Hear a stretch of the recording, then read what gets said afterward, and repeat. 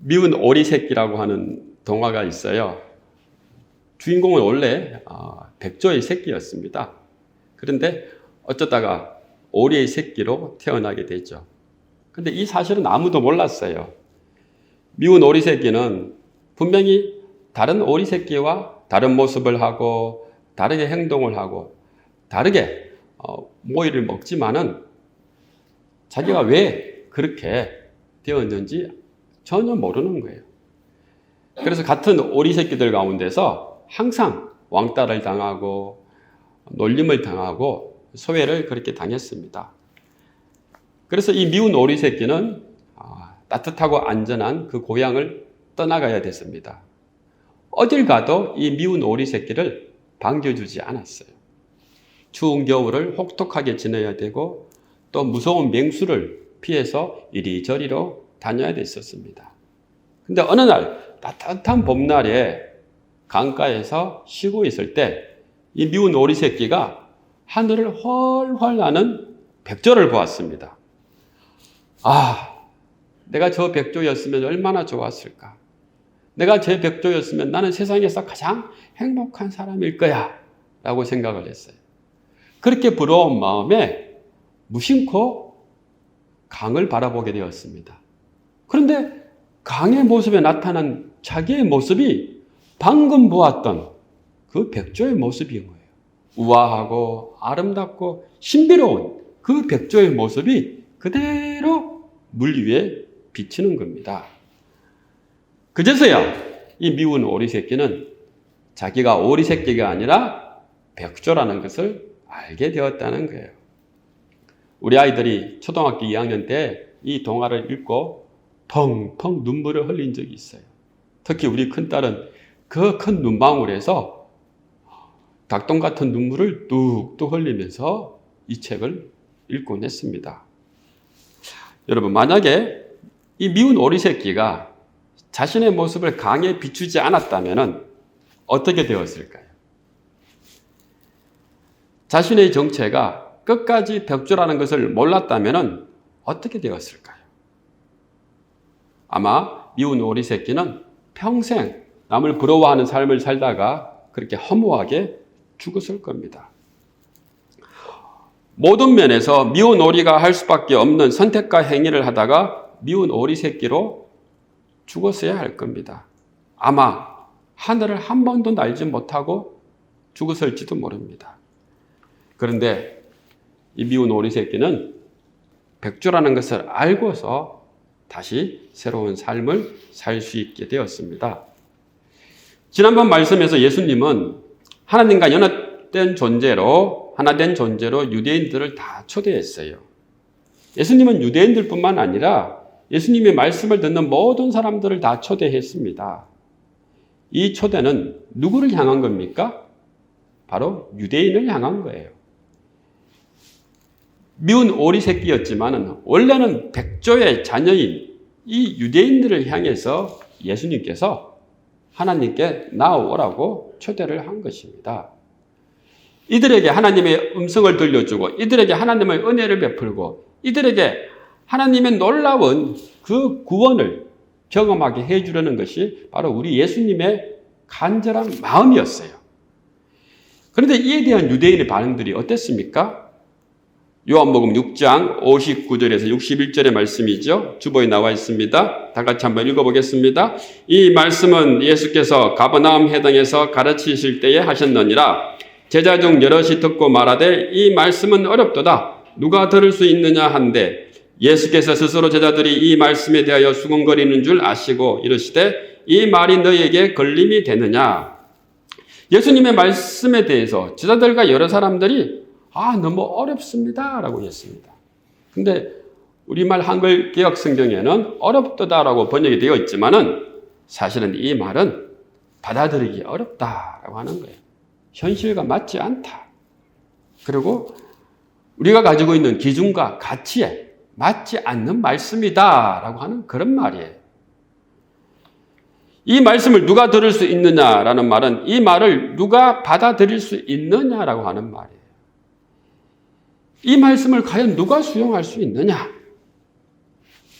이 말씀을 도대체 누가 인정할 수 있느냐라고 하는 그 말이에요.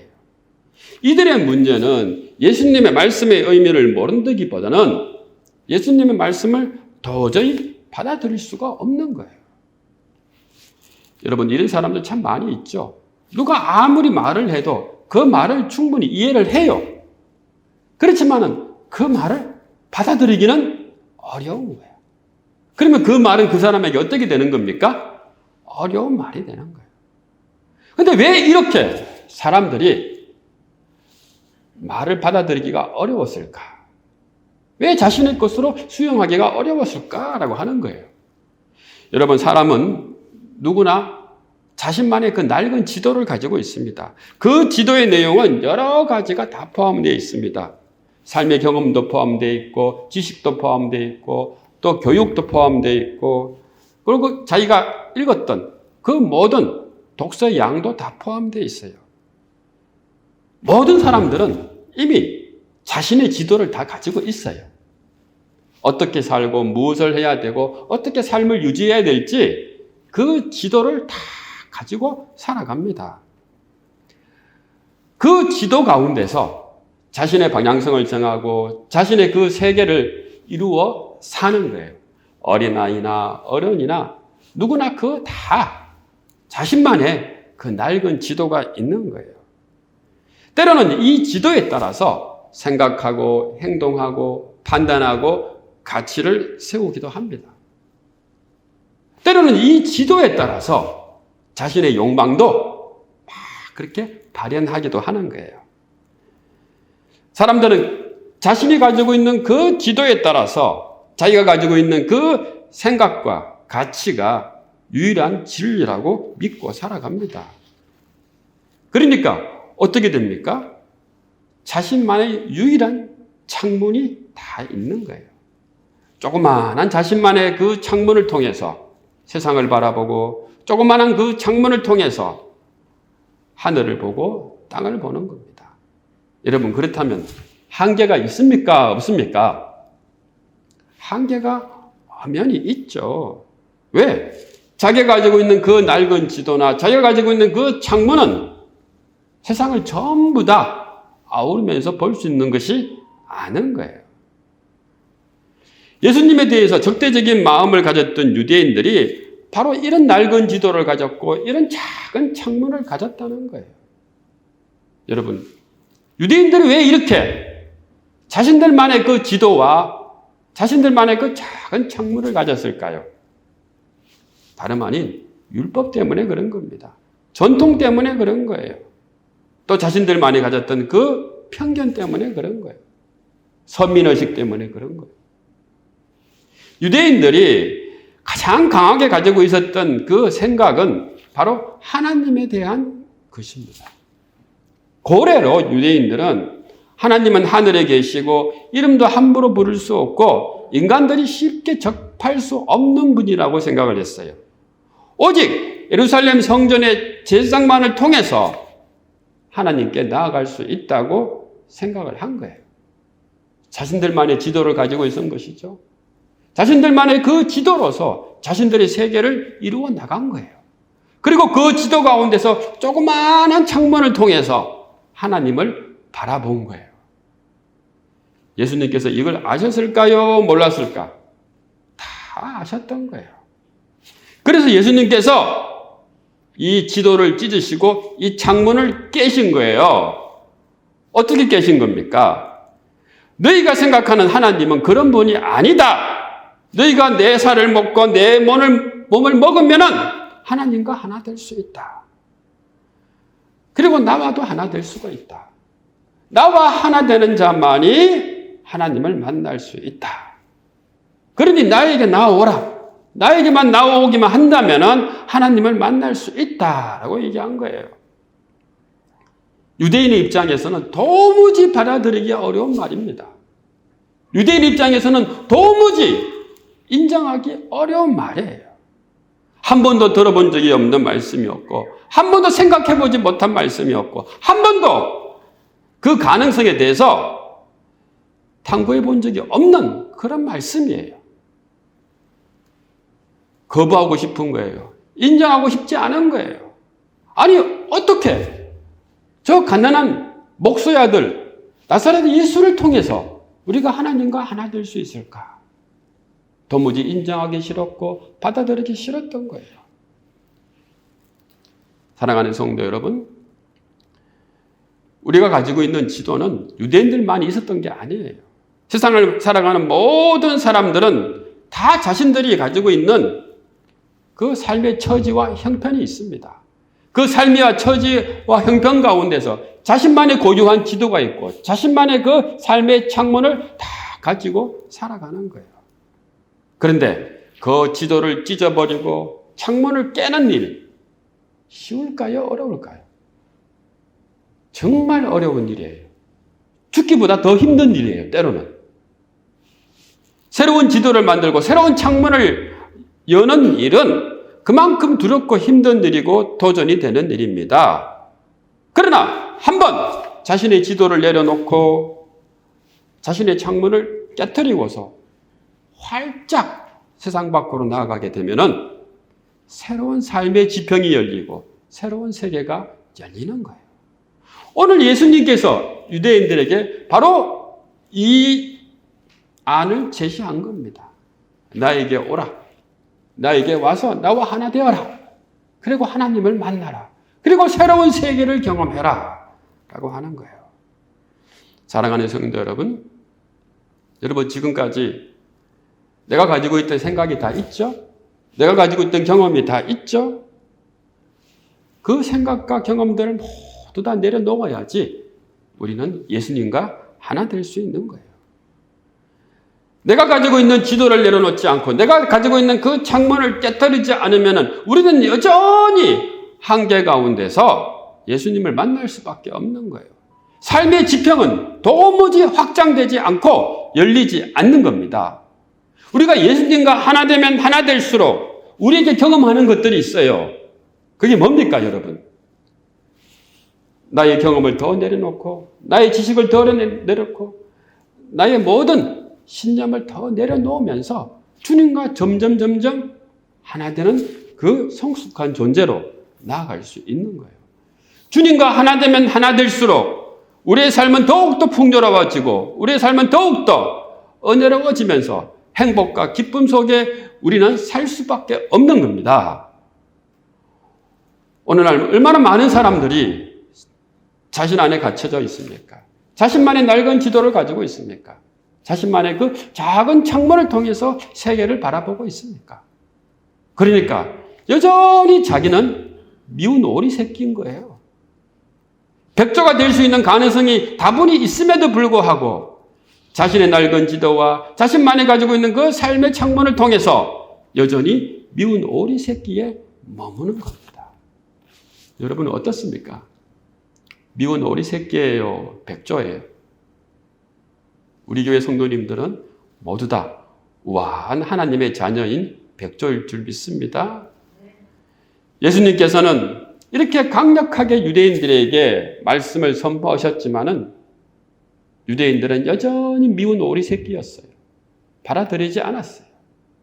요한복음 6장 63절에서 64절의 말씀입니다. 다 같이 한번 읽어보겠습니다. 살리는 것은 영이니 육은 무익하니라. 내가 너희에게 이런 말은 영이요 생명이라. 그러나 너희 중에 믿지 아니하는 자들이 있느니라 하시니 이는 예수께서 믿지 아니하는 자들이 누구며 자기를 팔 자가 누구인지 처음부터 아심이라. 유대인들은 미운 오리 새끼였습니다. 예수님께서 말씀을 선포했지만은 그 말씀이 걸림돌이 되었습니다.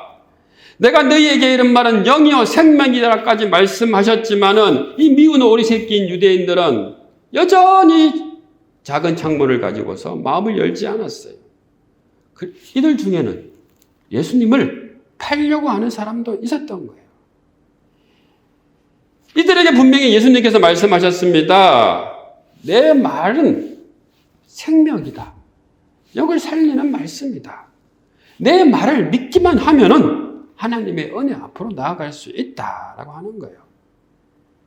여러분, 우리가 하나님을 만나고 하나님 앞에 나아간다는 것은 우리 힘으로 쉽게 되지 않아요. 하나님의 은혜가 온전히 임할 때만 가능합니다. 요한복음 6장 65절에 이런 말씀을 하시죠. 또 이르시되 그러므로 전에 너희에게 말하기를 내 아버지께서 오게 하며 주지 아니하시면 누구든지 내게 올 수 없다 하였노라 하시니라. 아버지께서 허락하지 않으면 내게로 올 수 없다라고 한 거예요. 그래서 우리가 하나님을 만나는 일, 특별한 은혜가 필요한 일이에요. 이 은혜가 없이는 우리는 하나님의 자녀가 될 수 없는 거예요. 마태복음 11장 27절에도 이런 말씀 알고 계시죠? 내 아버지께서 모든 것을 내게 주셨으니 아버지 외에는 아들을 아는 자가 없고 아들과 또 아들의 소원대로 계시를 받은 자 외에는 아버지를 아는 자가 없느니라. 계시를 받은 자 외에는 아버지를 알 자가 없다라고 하는 거예요. 여러분, 어른의 말하기라고 하는 책이 있습니다. 이 책의 저자는 대화라는 것은 화자의 수습법이 아니라고 얘기하고 있습니다. 청자의 심리학이라고 얘기하고 있어요. 말하는 사람이 어떤 대화의 기법이나 내용을 가지고 얘기한다고 하더라도 듣는 사람의 수준이나 처한 상황에 따라서 그 말이 받아들여질 수도 있고 받아들이지 않을 수도 있다는 거예요. 말하는 사람이 아무리 유창하게 쉽게 재밌게 이야기를 하더라도 듣는 사람들의 그 마음의 태도에 따라서 그 말은 받아들일 수도 있고 안 받아들일 수 있다는 거예요. 그래서 대화라고 하는 것은 청자의 심리학이다라고 하는 거예요. 예수님께서 지금 유대인들에게 말씀을 선포하고 있습니다. 하나님께 나오라. 하나님과 하나 되라. 그리고 내 말은 영을 살리는 생명의 말씀이다. 이렇게 지금 말씀을 선포하고 있습니다. 그런데 왜 유대인들이 이 말을 받아들이지 못합니까? 듣는 사람의 마음의 준비가 되어 있지 않기 때문에 그런 거예요. 예수님께서 아무리 하나님의 말씀을 선포해도 듣는 사람의 그 마음이 이미 준비되어 있지 않는 거예요. 듣는 사람들의 그 마음이 이미 견고한 겁니다. 사랑하는 성도 여러분, 여러분 모두 다 하나님을 만난 경험이 있죠? 구원을 경험한 적이 있죠? 성령의 충만한 은혜를 받은 적이 있죠? 그때가 언제입니까? 하나님의 말씀이 생명의 말씀이 되고 성령이 우리 안에 충만해지면서 우리가 기쁨과 즐거움으로 막 삶을 살 적에 그때가 언제일 때? 바로 우리가 고난받을 때예요. 삶에서 심각한 위협을 받고 삶의 위기를 겪을 때 우리는 주님의 말씀을 더 쉽게 받아들일 수 있는 거예요. 왜 그럴까요? 좀 고난받고 힘들고 고통을 받아야만이 자신을 내려놓을 줄 알게 되는 거예요. 지금까지는 내가 눈으로 보고 몸으로 경험한 것을 전부라고 생각했어요. 내가 가지고 있는 이 낡은 지도가 최고의 지도인 줄 알고 내가 보는 그 창문이 세상에서 제일 큰 창문인 줄 알고 살았어요. 그런데 좀 고난을 겪어보고 고통을 겪어보고 삶의 그 허물을 깨달을 때 어떻습니까? 아이고, 이게 아닌 거야. 이게 아닌 거야. 라고 하면서 자신을 내려놓게 되는 거예요. 그때 바로 무엇이 임합니까? 하나님의 은혜가 임하는 거예요. 하나님의 은혜가 폭포수같이 우리에게 임하시면서 우리에게 훨씬 더 넓은 세상을 보여주고 훨씬 더 귀한 은혜를 베풀어 주는 겁니다. 그래서 여러분 지금 살아가는 이 고난과 고통을 너무 힘들어하지 마세요. 내가 주님 앞에 다가갈 수 있는 기회라고 생각하시기 바랍니다. 여러분 하나님의 말씀은 항상 우리 가까이에 있습니다. 그러나 듣는 사람이 어떤 마음의 준비가 되어 있느냐에 따라서 그 말씀은 살아있는 말씀이 될 수도 있고 죽은 말씀이 될 수가 있는 거예요. 오늘 미운 오리 새끼인 유대인에게는 하나님의 말씀이 그야말로 죽은 말씀이었어요. 왜 그랬습니까? 듣는 마음의 태도가 준비되어 있지 않았기 때문에 그런 거예요. 그러나 그 마음이 준비되어져 있으면 우리는 하나님의 말씀이 생명의 말씀이 되어지고 하나님의 은혜로 말미암아 날마다 구원을 경험하며 살 수 있는 것입니다. 오늘 이 시간 다시 한번 선포되어지는 이 말씀 가운데서 하나님의 귀한 은혜를 체험하는 저와 여러분 되시기를 주님의 이름으로 축원합니다. 예수님을 따르던 많은 무리들이 예수님을 떠났어요. 도무지 예수님을 받아들일 수 없었기 때문에 그런 겁니다. 예수님의 말씀이 그야말로 거의 획기적인 말씀이었기 때문에요. 지금까지 자신들이 가지고 있던 그 모든 생각과 경험과 가치를 다 내려놓게 하는 말씀이었던 거예요. 그러자 예수님께서 어떤 질문을 하십니까? 요한복음 6장 66절에서 67절의 말씀이죠. 다 같이 한번 읽어보겠습니다. 그때부터 그의 제자 중에서 많은 사람이 떠나가고 다시 그와 함께 다니지 아니하더라. 예수께서 12제자에게 이르시되 너희도 가려느냐? 많은 사람들이 지금 미운 오리 새끼로 돌아가려고 하고 있습니다. 백조가 되려고 하는 그 가능성을 포기하고 있어요. 그러자 예수님께서 말씀하십니다. 너희도 가렸느냐? 너희도 가렸느냐? 지금까지 나를 열심히 따라왔는데 12제자인 너희도 지금 다시 미운 오리 새끼가 되려고 하느냐? 그 말씀이에요. 그러나 제자들은 미운 오리 새끼가 되지 않았어요. 예수님의 말씀을 받아들인 거예요. 예수님의 말씀의 의미를 깨닫고서 예수님을 주님으로 모시게 된 것이죠. 사랑하는 성도 여러분, 말씀이 선포되어지는 곳에 모든 말씀이 다 살아있는 말씀이 된 것이 아니에요.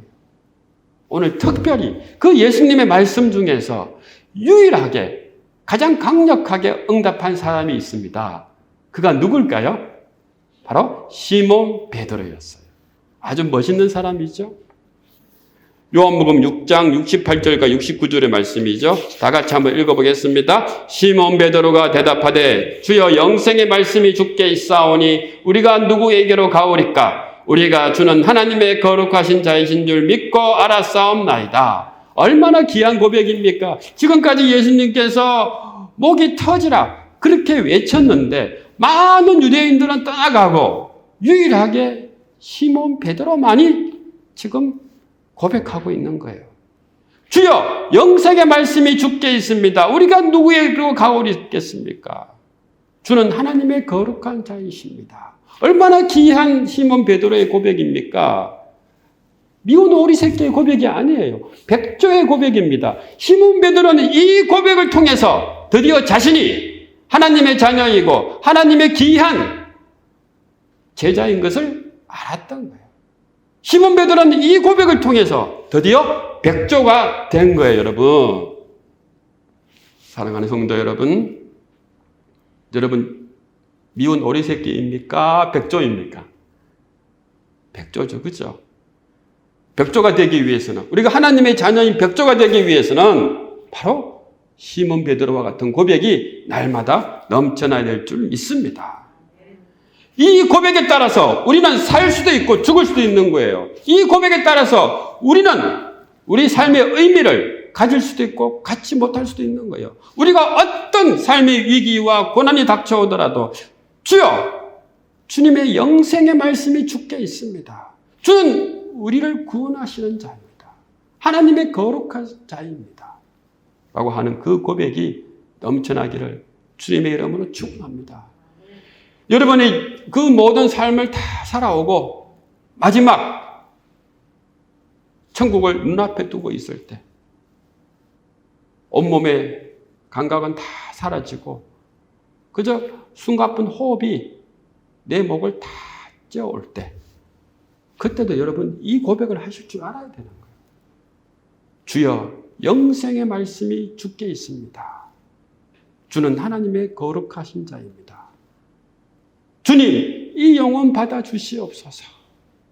라고 하는 이런 고백이 있어야 될 줄 믿습니다.